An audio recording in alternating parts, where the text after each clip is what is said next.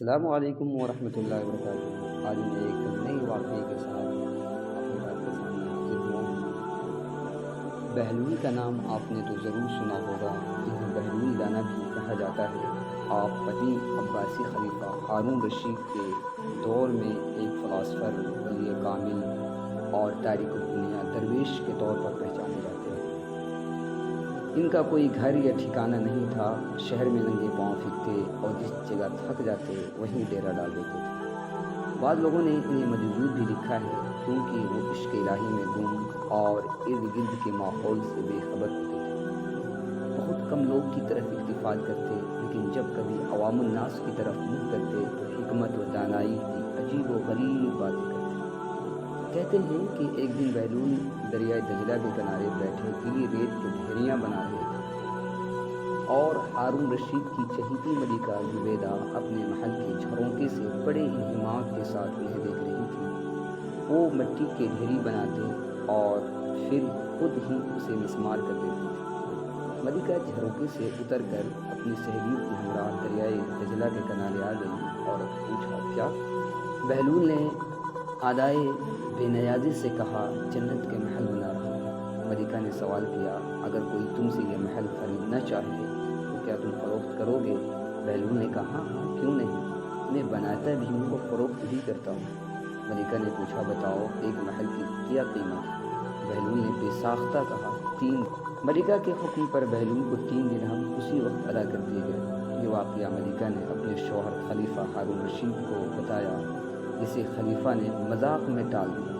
لیکن رات کو ہارون رشید خواب میں جنت کے مناظر دیکھے، جس میں آبشاروں اور جھرنوں کے علاوہ خوبصورت محلات بھی شامل تھے۔ سرخ یاقوت کے ایک محل اس میں زبیدہ کا نام لکھا ہوا تھا۔ ہارون نے سوچا، دیکھوں تو صحیح، یہ میری بیوی کا گھر ہے۔ محل میں داخل ہونے کے لیے جیسے ہی دروازے پر پہنچا، دربان نے اسے روک دیا۔ ہارون رشید کہنے لگا، اس پر تو میری بیوی کا نام لکھا ہے، اس لیے مجھے اندر جانا ہے۔ دربان نے کہا، نہیں، یہاں کا دستور الگ ہے، جس کا نام ہوتا ہے صرف اسی کو اندر جانے کی اجازت ہے، لہذا آپ کو داخل ہونے کی اجازت نہیں۔ جب دربان نے ہارون کو پیچھے ہٹایا تو اس کی آنکھ کھل گئی، لیکن بیدار ہونے پر خیال آیا کہ اللہ تعالیٰ نے زبیدہ کے حق میں بہلول کی دعا قبول کر لی۔ چنانچہ وہ ساری رات اسی افسوس میں کروٹیں بدلتا رہا۔ اگلی شام وہ بہلول کو تلاش کرتا دریا کے کنارے پہنچ گیا۔ بہلول ایک جگہ بیٹھے اسی طرح مکان بنا رہے تھے۔ ہارون نے پوچھا، کیا کر رہے؟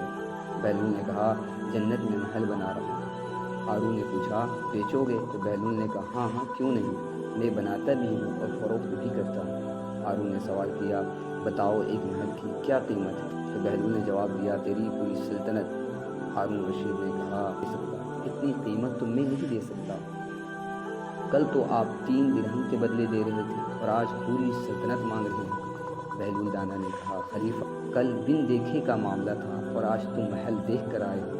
خلیفہ یہ سن کر مایوسی سے گھٹنوں بہلول دانا کے سامنے بیٹھ گیا اور کہنے لگا، حضرت آپ مجھ سے میری ساری سلطنت لے لیں لیکن مجھے ایک محل دے دیں۔ جب بہلول دانا نے خلیفہ کی عاجزی دیکھی تو کہا، میں تمہاری اس سلطنت کا کیا کروں گا؟